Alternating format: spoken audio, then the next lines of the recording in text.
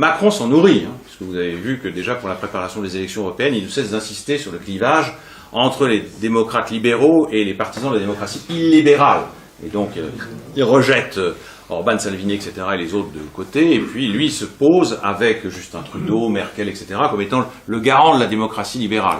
Le clivage est devenu, dans son esprit en tout cas, comme un instrument de manipulation sur le plan électoral et politique assez présent. Il en fait même une arme, on voit à chacun de ses discours qu'il en fait une véritable arme de campagne.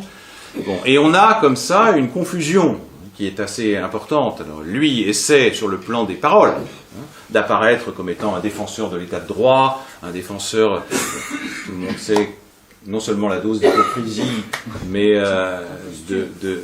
d'imposture et de forfaiture qui entre là-dedans quand il se présente comme étant quelqu'un de plus tolérant à l'égard de l'accueil des migrants. Bon. Mais ce sont des choses qui, ça fait partie de la campagne, du décor de la campagne, et ce qui fait que les gens sont amenés à prendre position par rapport à l'un ou l'autre camp, comme si le clivage était véritablement très profond entre le camp donc, de Trump et des nationalistes genre Salvini et Orban, et puis d'autre part le camp qui est celui de Macron et d'autres néolibéraux. Alors je crois que c'est assez important à comprendre, parce qu'il y a en même temps des histoires nationales différentes, il y a des logiques qui peuvent être différentes en fonction des formations politiques et de leur histoire respective. L'Italie est un cas tout à fait intéressant de ce point de vue-là, malheureusement assez intéressant, mais il y a deux composantes qui sont très différentes. Vous avez d'un côté Salvini, alors là la Ligue est un parti néofasciste traditionnel, avec un encadrement militant, avec une base très militante, avec vraiment une structuration assez classique. Il est un parti, il a conscience du fait qu'il est un parti. Son opération, d'ailleurs, de com assez géniale, a consisté à dire que la Ligue n'était plus la Ligue du Nord, mais que c'était la Ligue pour toute l'Italie. Et c'est une des raisons qui a fait son succès. Et c'est un représentant de ce qu'on peut appeler le fascisme italien traditionnel. Et puis vous avez Cinque Stelle, c'est-à-dire vous avez 5 étoiles. Et là, c'est un mouvement assez atypique. Il faut se souvenir, donc, le type qui est un acteur, un histrion, Grillo, c'est d'abord et avant tout ça. Il a émergé en 2012-2013, il a commencé d'ailleurs à mettre en place un blog avant que le mouvement 5 étoiles ne soit directement mis en place. Et lui, c'est une autre histoire. La notion de populiste a été complètement dilatée au point d'englober tout et n'importe quoi. Mais il faut ici dire que c'est un mouvement tout à fait particulier qui a été constitué à partir d'une société de communication, avec un type qui est mort récemment, qui était un type assez génial, qui avait compris beaucoup de choses, et qui a aidé Grillo à mettre en place son mouvement. Et cette société de communication, c'est une entreprise.